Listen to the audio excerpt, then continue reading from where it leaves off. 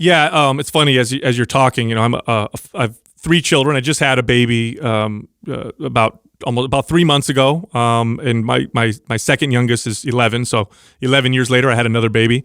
Yeah, and if I were valuing kind of those worldly things that you talk about, pleasure, money, honor, I probably would never have had any kids, because kids are expensive. Yeah, they're very stressful. That's for sure. I'm not having as much,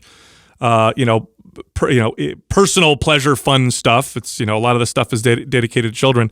Is the connection of secularism to people wanting less children, for example? Is that a connection? Yeah, absolutely. Watch when cultures are very ordered to God, they tend to be more fruitful.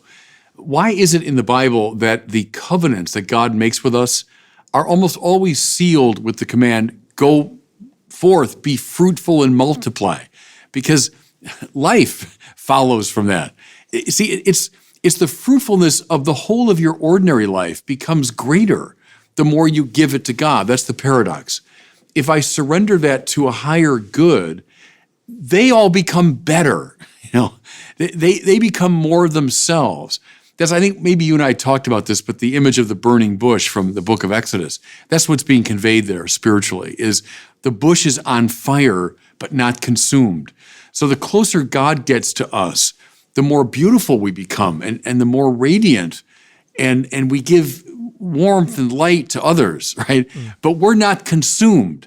It's not like God burns us up. No, he makes us more beautiful the closer we get to him.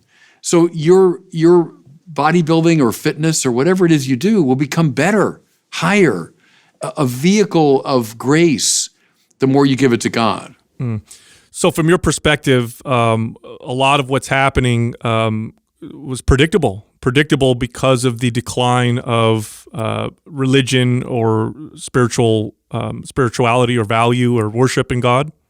I wouldn't underplay that for a minute. I think it is true that the more secularized a society becomes, the more dysfunctional. I agree with that. But I also wouldn't want to lose the fact that a very real concern about racial justice emerged this past summer. I don't deny that for a minute, and that people were legitimately expressing a deep concern about it.